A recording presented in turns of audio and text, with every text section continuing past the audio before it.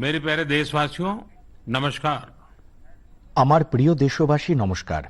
দুদিন আগেই কিছু অদ্ভুত ছবি, কিছু স্মরণীয় মুহূর্ত এখনো আমার চোখের সামনে রয়েছে। সেই জন্য এইবার মনের কথার শুরু আমি সেই মুহূর্তগুলি দিয়েই করছি। টোকিও অলিম্পিক্সে ভারতের ক্রীড়াবিদদের তেরঙ্গা পতাকা নিয়ে হাঁটতে দেখে শুধু আমি নই, গোটা দেশ রোমাঞ্চিত হয়ে গিয়েছে। গোটা দেশ যেভাবে মিলিতভাবে আমাদের এই যোদ্ধাদের বলেছে, বিজয়ী ভব, বিজয়ী ভব। যখন এই খেলোয়াড়েরা ভারত থেকে গিয়েছিলেন, তখন আমার তাদের সঙ্গে কথা বলার, তাদের সম্পর্কে জানার ও দেশবাসীকে জানানোর সৌভাগ্য হয়েছিল। এই খেলোয়াড়েরা জীবনের অনেক প্রতিকূলতা অতিক্রম করে এখানে পৌঁছেছেন। আজ তাদের কাছে আপনাদের ভালোবাসা ও সাপোর্টের শক্তি রয়েছে। সেজন্য আসুন সবাই মিলে আমাদের সব খেলোয়াড়দের আমাদের শুভকামনা জানিয়ে তাদের সাহস বাড়াই।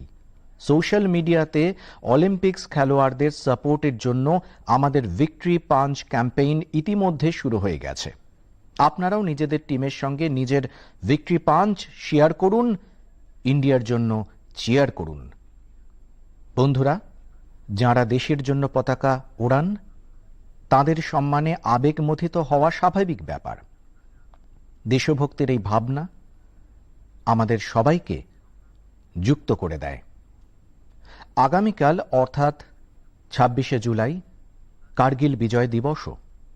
কার্গিলের যুদ্ধ ভারতীয় সেনার শৌর্য এবং সংযমের এমন প্রতীক যা সমগ্র বিশ্ব দেখেছে। এবার এই গৌরবময় দিনটিও অমৃত মহোৎসবের মধ্যেই পালন করা হবে। সেজন্য এটি আরো বিশেষ মর্যাদা পাবে। আমি চাই যে আপনারা কার্গিলের রোমহর্ষক গাঁথা অবশ্যই জানুন। কার্গিলের বীরদের আমরা সবাই প্রণাম জানাই। বন্ধুরা, এবার 15ই আগস্ট দেশ তার স্বাধীনতার ৭৫তম বর্ষে প্রবেশ করছে। এটা আমাদের অনেক বড় সৌভাগ্য যে স্বাধীনতার জন্য দেশ অনেক শতাব্দী অপেক্ষা করেছে। তার ৭৫ বর্ষ পূর্তির আমরা সাক্ষী থাকছি। আপনাদের হয়তো মনে আছে, স্বাধীনতার ৭৫ বর্ষ পালনের জন্য ১২ মার্চে বাপুজির সবরমতী আশ্রম থেকে অমৃত মহোৎসবের সূত্রপাত হয়েছিল। সেদিন বাপুজির ডান্ডি অভিযান যাত্রাকেও পুনরুজ্জীবিত করা হয়েছিল। সেদিন থেকে জম্মু কাশ্মীর, পুদুচেরি পর্যন্ত, গুজরাট থেকে উত্তর পূর্ব ভারত পর্যন্ত সারা দেশে অমৃত মহোৎসব সংক্রান্ত কর্মসূচি চলছে। অনেক এমন ঘটনা, এমন স্বাধীনতা সংগ্রামী যাদের অবদান তো অনেক বড়, কিন্তু তাদেরকে নিয়ে তেমন আলোচনা হয়নি। আজ মানুষ তাদের সম্পর্কেও জানতে পারছেন। এখন যেমন মোইরাং ডের কথাই ধরুন। মণিপুরের ছোট্ট জনপদ মোইরাং কখনো নেতাজি সুভাষচন্দ্র বসুর ইন্ডিয়ান ন্যাশনাল আর্মি অর্থাৎ আইএনএর এক প্রধান ঠিকানা ছিল। সেখানে স্বাধীনতার আগেই আইএনএর কর্নেল শওকত মালিকজি জাতীয় পতাকা উত্তোলন করেছিলেন। অমৃত মহোৎসবের সময় 14ই এপ্রিলে সেই মোইরাংয়ে আরেকবার জাতীয় পতাকা উত্তোলিত হয়। এরকম কত না স্বাধীনতা সংগ্রামী আর মহাপুরুষ আছেন যাঁদের অমৃত মহোৎসবে দেশ স্মরণ করছে। সরকার এবং সামাজিক সংগঠনগুলির পক্ষ থেকেও লাগাতার এই সংক্রান্ত কর্মসূচির আয়োজন করা হচ্ছে। এমনি একটি আয়োজন এবার 15ই আগস্টে হতে চলেছে। এই একটি প্রচেষ্টা জাতীয় সঙ্গীত নিয়ে। সংস্কৃতি মন্ত্রক চাইছে যে সেদিন অধিকাংশ ভারতবাসী মিলিতভাবে জাতীয় সঙ্গীত গান। সেজন্য একটি ওয়েবসাইটও বানানো হয়েছে, রাষ্ট্রগান.in। এই ওয়েবসাইটের সাহায্যে আপনারা জাতীয় সঙ্গীত গেয়ে সেটা রেকর্ড করতে পারবেন, এই অভিযানের সঙ্গে যুক্ত হতে পারবেন। আমার আশা আপনারা এই অদ্ভুত উদ্যোগের সঙ্গে অবশ্যই জুড়বেন। এরকম অনেক অভিযান, অনেক প্রচেষ্টা আপনারা আগামী দিনে দেখতে পাবেন। অমৃত মহোৎসব কোনো সরকারি কর্মসূচি নয়, কোনো রাজনৈতিক দলের কর্মসূচি নয়, এটি কোটি কোটি ভারতবাসীর কর্মসূচি। প্রত্যেক স্বতন্ত্র এবং কৃতজ্ঞ ভারতবাসীর মন থেকে স্বাধীনতা সংগ্রামীদের প্রণাম আর এই মহোৎসবের মূল ভাবনার বিস্তার অনেক বিশাল। এই ভাবনা আমাদের স্বাধীনতা সংগ্রামীদের প্রদর্শিত পথে চলা, তাদের স্বপ্নের দেশ গড়ে তোলা। যেমন স্বাধীনতা সংগ্রামীরা স্বাধীনতার জন্য একজোট হয়েছিলেন, তেমনি আমাদের দেশের উন্নয়নের জন্য একজোট হতে হবে। আমাদের দেশের জন্য বাঁচতে হবে, দেশের জন্য কাজ করতে হবে, আর এতে ছোট ছোট প্রচেষ্টাও বড় ফল এনে দেবে। দৈনন্দিন কাজের মাধ্যমেও আমরা দেশ গঠন করতে পারব। যেমন ভোকাল ফর লোকাল, আমাদের স্থানীয় শিল্পপতি, চিত্রশিল্পী, হস্তশিল্পী, তাঁতিদের সাপোর্ট করা আমাদের স্বভাবের অঙ্গ হয়ে উঠুক। আগামী 7ই আগস্টে ন্যাশনাল হ্যান্ডলুম ডে এমন একটি সুযোগ যখন আমরা চেষ্টা করে এই কাজ করতে পারি। ন্যাশনাল হ্যান্ডলুম ডের সঙ্গে অনেক ঐতিহাসিক প্রেক্ষিত জুড়ে রয়েছে। এই দিন 1905-এ স্বদেশী আন্দোলনের সূত্রপাত হয়েছিল। বন্ধুরা, আমাদের দেশে গ্রামীণ আর আদিবাসী এলাকায় হ্যান্ডলুম রোজগারের উপার্জনের অনেক বড় উপায়। এটি এমন ক্ষেত্র যার সঙ্গে লক্ষ লক্ষ মহিলা, লক্ষ লক্ষ তাঁতি, লক্ষ লক্ষ শিল্পী যুক্ত রয়েছেন। আপনাদের ছোট ছোট প্রচেষ্টা তাঁতিদের মনে নতুন আশা জাগাবে। আপনারা নিজেরা কিছু না কিছু কিনুন, আর আমার কথা অন্যদেরকেও বলুন। আর যখন আমরা স্বাধীনতার 75 বছর পালন করছি, তখন তো এইটুকু করা আমাদের দায়িত্বের মধ্যে পড়ে ভাই সব। আপনারা হয়তো দেখেছেন 2014 সালের পর থেকেই মনের কথায় আমরা প্রায়ই খাদি নিয়ে কথা বলেছি। এটা আপনাদেরই প্রচেষ্টায় আজ দেশে খাদির বিক্রি কয়েক গুণ বেড়ে গেছে।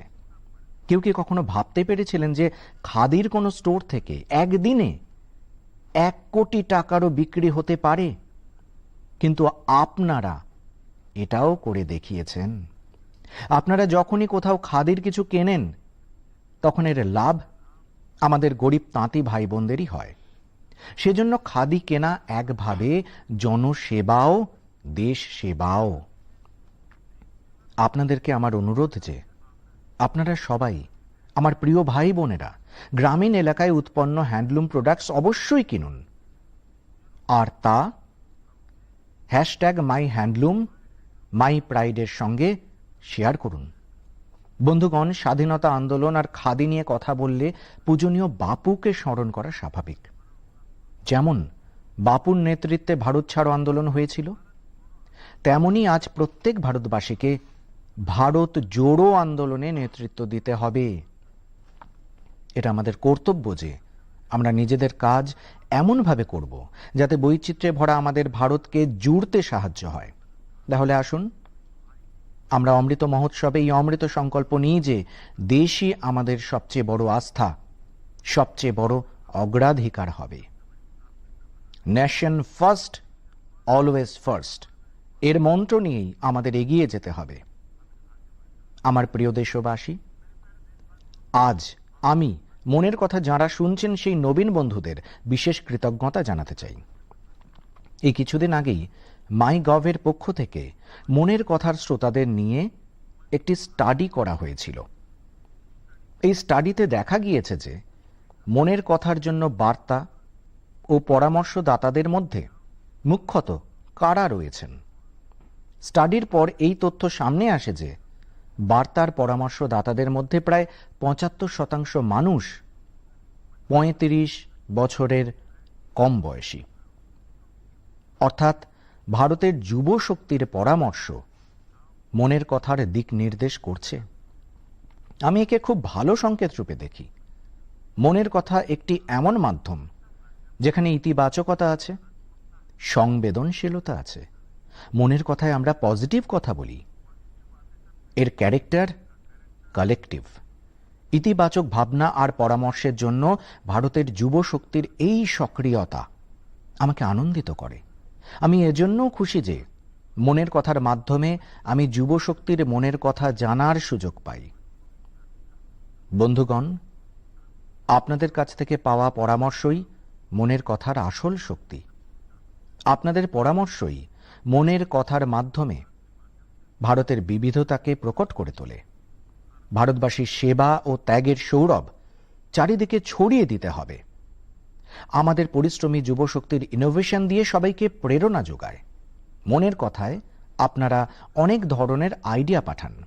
আমি সবকটা নিয়ে তো আলোচনা করতে পারি না, কিন্তু সেগুলির মধ্যে থেকে অনেক আইডিয়াকে সংশ্লিষ্ট বিভাগগুলিতে অবশ্যই পাঠাই, যাতে ভবিষ্যতে তাঁরা সেগুলি নিয়ে কাজ করতে পারেন।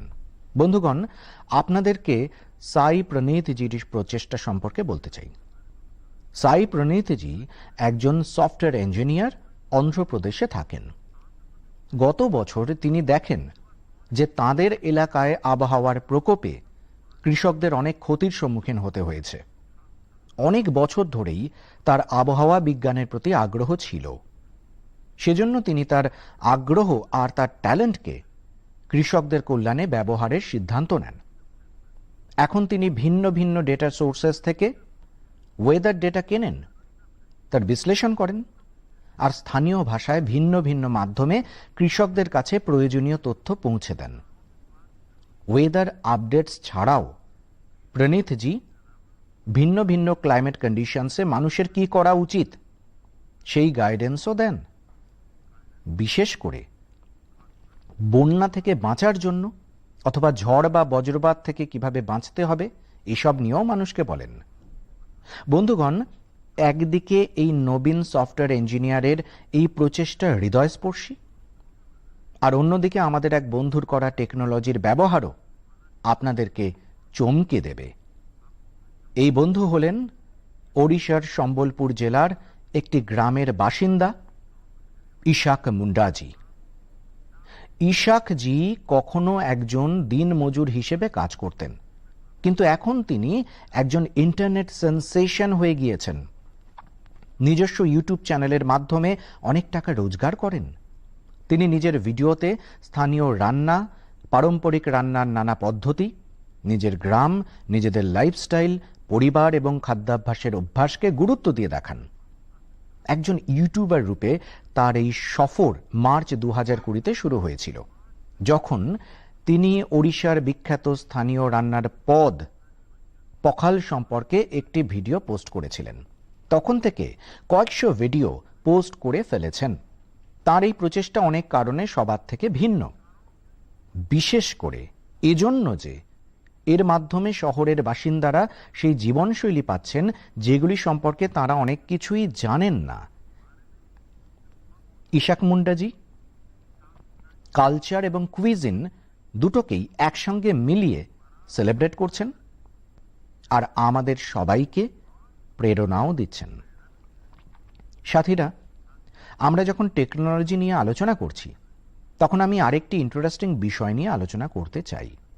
আপনারা সম্প্রতি পড়ে থাকবেন, দেখেছেন হয়তো, আইআইটি মাদ্রাসের অ্যালামনি দ্বারা স্থাপিত একটি স্টার্টআপ একটি 3D প্রিন্টেড হাউস তৈরি করেছে। 3D প্রিন্টিং করে বাড়ি নির্মাণ, এটা হলো কি করে? আসলে এই স্টার্টআপ সবার আগে 3D প্রিন্টারে একটি 3 ডাইমেনশনাল ডিজাইন ফিট করেছিলেন, আর একটি বিশেষ ধরনের কংক্রিটের মাধ্যমে লেয়ার বাই লেয়ার একটি 3D স্ট্রাকচার ফ্যাব্রিকেট করেছিলেন। আপনারা জেনে খুশি হবেন যে দেশ জুড়ে এমন অনেকগুলি প্রয়োগ হচ্ছে। একটা সময় ছিল যখন ছোট ছোট কনস্ট্রাকশনের কাজ করতে কয়েক বছর লেগে যেত, কিন্তু টেকনোলজির জন্য এখন ভারতে অবস্থা বদলেছে। কিছুদিন আগে আমরা বিশ্বের এমন ইনোভেটিভ কোম্পানিজকে ভারতে আমন্ত্রণ জানাতে একটি global housing technology challenge launch করেছি। এটি এক অর্থে দেশে অন্য ধরনের অনন্য এক প্রয়াস। সেই জন্য আমরা একে লাইট হাউস প্রজেক্টস নাম দিয়েছি। এই সময়ে দেশে 6টি আলাদা আলাদা জায়গায় লাইট হাউস প্রজেক্টস নিয়ে দ্রুত গতিতে কাজ হচ্ছে। এই লাইট হাউস প্রজেক্টসে মডার্ন টেকনোলজি আর ইনোভেটিভ কায়দা কৌশল ব্যবহার করা হচ্ছে। এতে কনস্ট্রাকশনসের টাইম কম হয়ে যায়, একই সঙ্গে যে ঘর তৈরি হয় তা অধিক টেকসই, কম খরচ আর আরামদায়ক হয়। আমি সম্প্রতি ড্রোনসের দ্বারা এই প্রজেক্টসের সমীক্ষা করিয়েছি আর কাজের প্রগতি নিজে লাইভ দেখেছি। ইন্দোরের প্রজেক্টসে ব্রিক আর মর্টার ওয়ালসের বদলে pre fabricated sandwich panel system এর ব্যবহার করা হচ্ছে। রাজকোটের লাইট হাউসটি ফ্রেঞ্চ টেকনোলজি দিয়ে তৈরি হচ্ছে, যাতে টানেলের মাধ্যমে মনোলিথিক কংক্রিট কনস্ট্রাকশন টেকনোলজি ব্যবহার করা হচ্ছে। এই টেকনোলজি দিয়ে তৈরি বাড়ি বিপদ আপদের মোকাবিলা করায় অনেক বেশি সক্ষম হবে। চেন্নাইতে আমেরিকা আর ফিনল্যান্ডের টেকনোলজিস প্রিকাস্ট কংক্রিট সিস্টেম ব্যবহার করা হচ্ছে। এতে বাড়ি তাড়াতাড়ি তৈরি হবে আর লগ্নিও কম লাগবে। রাঁচিতে জার্মানির 3D কনস্ট্রাকশন সিস্টেম ব্যবহার করে বাড়ি বানানো হবে। সেখানে প্রত্যেকটা ঘর আলাদা আলাদা করে বানানো হবে এবং পুরো স্ট্রাকচারটা ব্লক টয়েস যেভাবে জোড়া হয় ঠিক সেভাবে জোড়া হয়ে থাকে। আগরতলায় নিউজিল্যান্ডের টেকনোলজি ব্যবহার করে স্টিল ফ্রেমের সাথে ভবন তৈরি হচ্ছে, যা বড় ধরনের ভূমিকম্পকে সামলে নিতে পারে। আবার লখনৌতে কানাডার টেকনোলজি ব্যবহার করা হচ্ছে।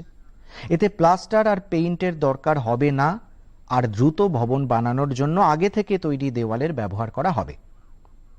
সাথীরা, আজ দেশে সেই চেষ্টা হচ্ছে যাতে এগুলি প্রজেক্ট ইনকিউবেশন সেন্টার্সের মতো কাজ করতে পারে। এতে আমাদের প্ল্যানার্স, আর্কিটেক্টস, ইঞ্জিনিয়ার্স আর স্টুডেন্টস নতুন টেকনোলজিকে জানতে পারবে আর তার এক্সপেরিমেন্টও করতে পারবে। আমি এই কথাগুলি বিশেষ করে যুবকদের জন্য ভাগ করতে চাইছি, যাতে আমাদের যুব শক্তি দেশের স্বার্থে টেকনোলজির নতুন নতুন ক্ষেত্রকে আরও উৎসাহিত করতে পারে। আমার প্রিয় দেশবাসী, আপনারা ইংরেজিতে একটি প্রবাদ শুনে থাকবেন, to learn is to grow, অর্থাৎ শিক্ষাই অগ্রগতির পথ। আমরা যখন নতুন কিছু শিখি তখন প্রগতির জন্য নতুন নতুন পথ আপনা থেকেই খুলে যায়। যখনই কোনো লিগ থেকে বেরিয়ে এসে নতুন কিছু করার চেষ্টা হয়েছে, মানবতার জন্য নতুন দরজা খুলে গেছে, এক নতুন যুগের সূত্রপাত হয়েছে। আর আপনারা দেখেছেন হয়তো, যখনই নতুন কিছু হয়েছে তার ফলাফল প্রত্যেককে আশ্চর্য ও চকিত করে দিয়েছে। ধরুন, আমি যদি আপনাদের জিজ্ঞাসা করি আপেল অর্থাৎ অ্যাপেলের সঙ্গে কোন রাজ্যকে মনে করতে পারেন, নিশ্চিতভাবেই আপনার মনে সবার আগে হিমাচল প্রদেশ, জম্মু কাশ্মীর আর উত্তরাখণ্ডের নাম আসবে, স্বাভাবিকভাবেই আসবে। কিন্তু আমি বলছি, এই লিস্টে আপনি মণিপুরকেও জুড়ে দিন, হয়তো আপনি আশ্চর্য হয়ে যাবেন। নতুন কিছু করে দেখানোর তাগিদ থেকে যুবকেরা মণিপুরে এই কীর্তি করে দেখিয়েছেন। আজকাল মণিপুরের উখরুল জেলায় আপেলের চাষ গতি পাচ্ছে। এখানকার কৃষক নিজেদের বাগিচায় আপেল উৎপাদন করছে। আপেল উৎপাদনের জন্য এখানকার যুবকেরা হিমাচলে গিয়ে ট্রেনিং নিয়ে এসেছেন। এদেরই মধ্যে একজন হলেন টি.এস. রিংফামি ইয়ং। তিনি পেশায় একজন এয়ারোনটিক্যাল ইঞ্জিনিয়ার। তিনি নিজের স্ত্রী টি.এস. অ্যাঞ্জেলের সঙ্গে মিলে আপেল চাষ করছেন। এভাবেই আবংশী শিমরে অগাস্টিনা নিজের বাগানে আপেল উৎপাদন করছেন। আবংশী দিল্লিতে জব করতেন, সেটি ছেড়ে দিয়ে নিজের গ্রামে ফিরে গিয়েছেন আর আপেল চাষ শুরু করেছেন। মণিপুরের এখন এমন অনেক অ্যাপেল গ্রোয়ার্স আছেন যারা অন্যরকম আর নতুন কিছু করে দেখিয়েছেন। বন্ধুরা, আমাদের আদিবাসী সম্প্রদায়ের কাছে কুল খুবই জনপ্রিয়। আদিবাসী সম্প্রদায়ের মানুষ সবসময়ই কুল চাষ করে আসছেন, কিন্তু কোভিড-19 মহামারীর পর এর চাষ বিশেষভাবে বেড়ে যাচ্ছে। ত্রিপুরার ঊনকোটির এমনই এক 32 বছরের যুবক সাথী হলেন বিক্রমজিৎ চাকমা। তিনি কুল চাষ শুরু করে যথেষ্ট লাভ অর্জন করছেন। তিনি এখন মানুষজনকে কুল চাষ করার জন্য প্রেরিতও করছেন। রাজ্য সরকারও এমন মানুষদের সহায়তা দিতে এগিয়ে এসেছে। সরকার এর জন্য কয়েকটি বিশেষ নার্সারি বানিয়েছে, যাতে কুল চাষের সঙ্গে যুক্ত লোকেদের চাহিদা পূরণ করা যায়। কৃষিতে ইনোভেশন হচ্ছে, তাই চাষের বাই প্রোডাক্টসেও ক্রিয়েটিভিটি দেখতে পাওয়া যাচ্ছে। সাথীরা, উত্তরপ্রদেশের লখিমপুর খেড়িতে এমনই এক প্রচেষ্টার বিষয়ে আমি জানতে পেরেছি। কোভিডের মধ্যেই লখিমপুর খেড়িতে এক অনন্য পদক্ষেপ শুরু হয়েছে। সেখানে মহিলাদের কলা গাছের খোল থেকে ফাইবার বানানোর ট্রেনিং দেওয়ার কাজ শুরু হয়েছে। ওয়েস্ট থেকে বেস্ট করার পথ। কলা গাছের খোলকে কেটে মেশিনের সাহায্যে ব্যানানা ফাইবার তৈরি করা যায়, যা পাট বা শনের মতো হয়। এই ফাইবার থেকে হ্যান্ডব্যাগ, চাটাই, শতরঞ্চি কত কিছুই বানানো যায়। এর দ্বারা একদিকে ফসলের বর্জ্যের ব্যবহারও শুরু হলো, অন্যদিকে গ্রামের বাসিন্দা আমাদের বোন মেয়েদের আয়ের আরও একটা পথ পাওয়া গেল। ব্যানানা ফাইবারের এই কাজে গ্রামের মহিলাদের প্রতিদিন 400 থেকে 600 টাকা রোজগার হয়ে যায়। লখিমপুর খেড়ির শত শত একর জমিতে কলার চাষ হয়। কলার পর সাধারণভাবে কৃষকদের কলা গাছের খোল ফেলার জন্য আলাদা করে খরচ করতে হতো। এখন তাদের সেই খরচটাও বেঁচে গেল। অর্থাৎ আমকে আম, গুঠিলুয়োকে দাম, হিন্দি প্রবাদ একদম সঠিকভাবে উল্লেখ করা যায়। সাথীরা, একদিকে বানানা ফাইবার থেকে প্রোডাক্টস বানানো হচ্ছে, অন্যদিকে কলার আটা থেকে ধোসা আর গোলাপ জামের মতো স্বাদু উপাদেয় খাদ্যও তৈরি হচ্ছে। কর্ণাটকের উত্তর কন্নড় আর দক্ষিণ কন্নড় জেলায় মহিলারা এই অনন্য কাজটি করছেন। এর সূত্রপাত হয়েছে করোনাকালে। এই মহিলারা কেবল কলার আটা থেকে ধোসা, গোলাপজাম বানাননি, তার ছবিও তারা সোশ্যাল মিডিয়াতে শেয়ার করেছেন। যখন বেশি মানুষ কলার আটার কথা জানতে পারলেন, তো এর চাহিদা বেড়ে গেল, আর সেই মহিলাদের আমদানিও বেড়ে গেল।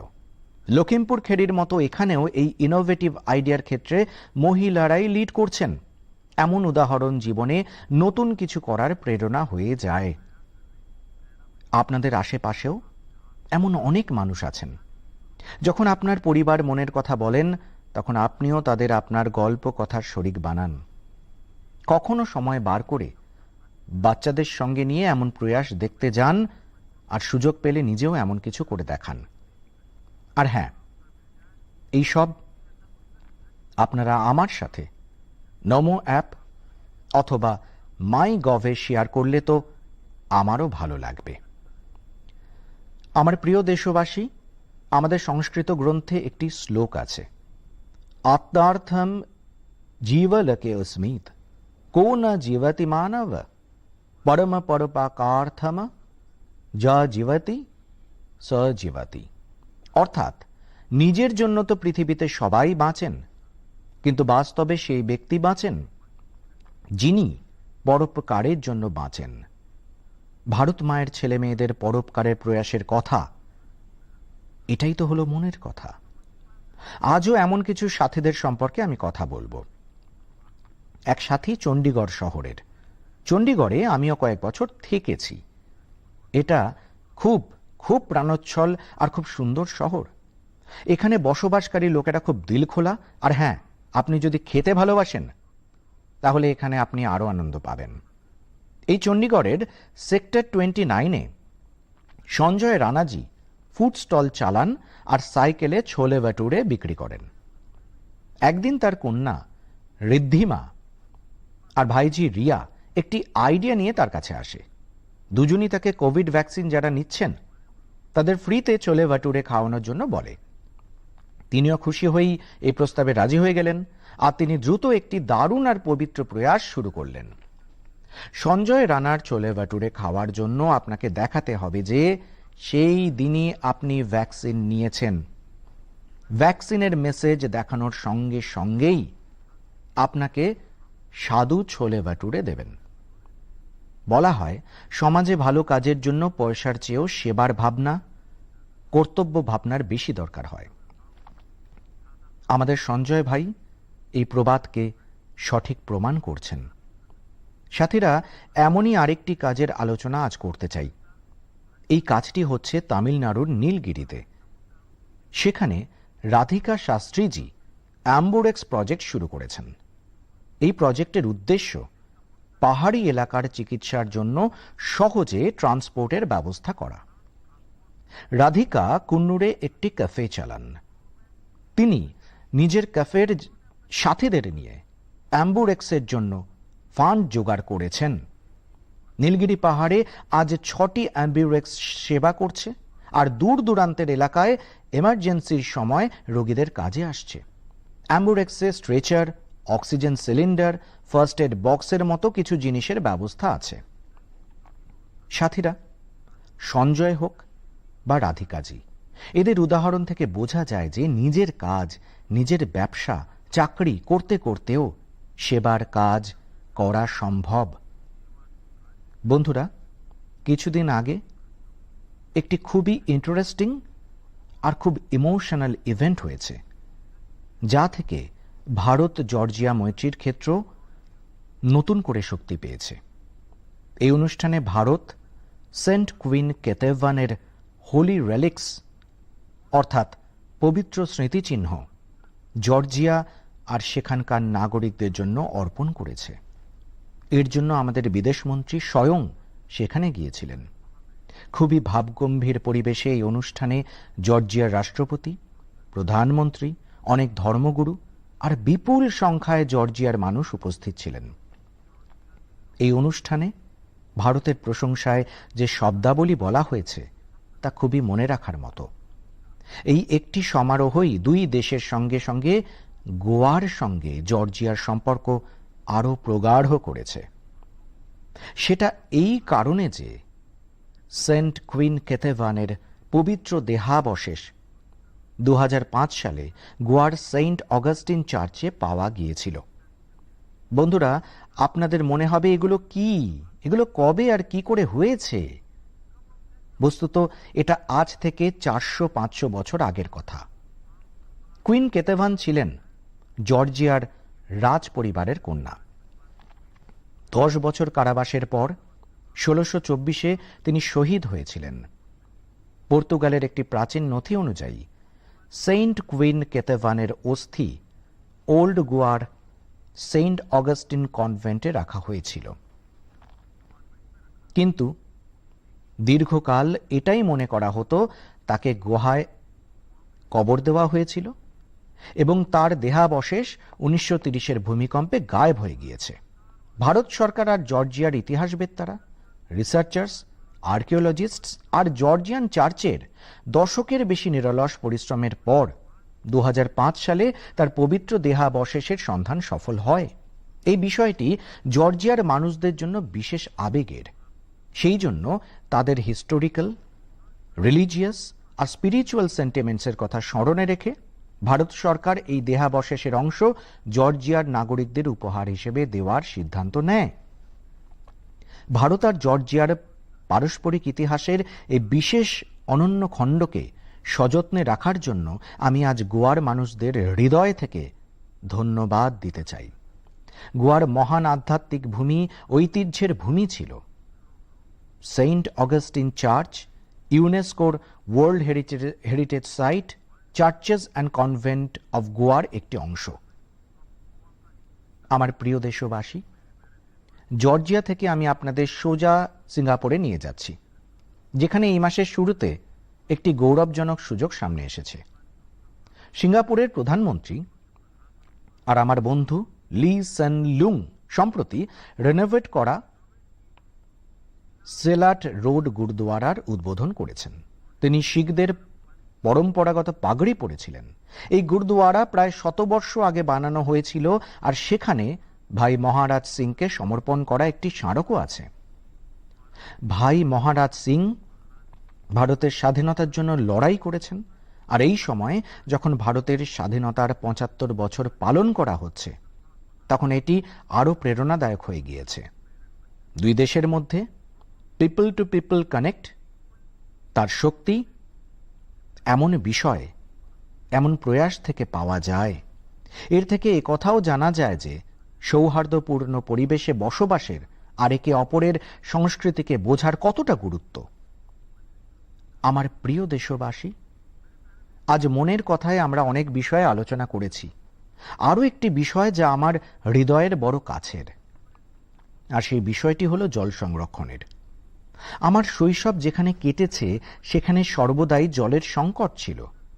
আমরা বর্ষার জন্য হাপিত্যেশ করতাম, আর তাই জলের প্রতিটি বিন্দু বাঁচানো আমাদের পরম্পরার অংশ হয়ে গিয়েছে। এখন জনতার অংশগ্রহণে জল সংরক্ষণ এই মন্ত্রে সেখানকার ছবি বদলে গিয়েছে। জলের এক একটি ফোঁটাকে রক্ষা করা, জলের কোনো রকমের অপচয় রোধ করা, এটা আমাদের জীবনশৈলীর একটি সহজ অংশ হয়ে যাওয়া চাই। আমাদের পরিবারের এমন একটি পরম্পরা হয়ে যাওয়া উচিত যাতে প্রত্যেক সদস্য তার জন্য গর্ববোধ করেন। বন্ধুরা, প্রকৃতি আর পরিবেশকে রক্ষা ভারতের সাংস্কৃতিক জীবনে, আমাদের দৈনিক জীবনে আগে থেকেই স্থান নিয়েছে। তেমনি বৃষ্টি আর বর্ষা আমাদের ভাবনায়, আমাদের ফিলোসফি আর আমাদের সভ্যতাকে আকার দিয়ে আসছে। ঋতুসংহার আর মেঘদূতে মহাকবি কালিদাস বর্ষা নিয়ে দারুণ সুন্দর বর্ণনা করেছেন। সাহিত্যপ্রেমীদের কাছে এই কবিতা আজও অত্যন্ত জনপ্রিয়। ঋগ্বেদে পর্জন্য সুক্তামে বর্ষার সৌন্দর্যকে দারুণ সুন্দরভাবে বর্ণনা করা হয়েছে। এইভাবেই শ্রীমদ্ভাগবতে কাব্যাত্মক রূপে পৃথিবী, সূর্য আর বর্ষার মধ্যেকার সম্পর্ক বিস্তারিত দেওয়া হয়েছে।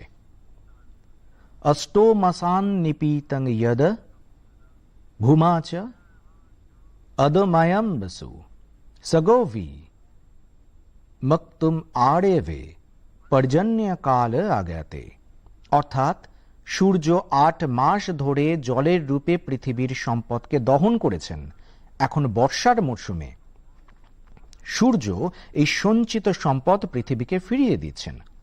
প্রকৃতই বর্ষা আর বৃষ্টির মরশুম শুধু সুন্দর আর মনোমোহিনী হয় না, পরন্তু তা আমাদের পালন করে, জীবন দেয়। বর্ষার যে জল আমরা পাচ্ছি তা আমাদের ভবিষ্যৎ প্রজন্মের ব্যবহারের জন্য, এ কথা কখনো ভোলা উচিত নয়। আজ আমার মনে এই ভাবনা এসেছে যে এই সুন্দর বিষয়ের সঙ্গেই আমি আমার কথা শেষ করি। আপনাদের সবাইকে আগামী উৎসবগুলির জন্য অনেক অনেক শুভেচ্ছা জানাই। পরব আর উৎসবের সময় এ কথা অবশ্যই মনে রাখবেন, করোনা এখনো আমাদের মধ্যে থেকে চলে যায়নি। করোনার সঙ্গে সম্পর্কিত প্রোটোকলস আপনাদের ভোলা চলবে না। আপনারা সুস্থ আর আনন্দিত থাকুন। অনেক অনেক ধন্যবাদ। धन्यवाद।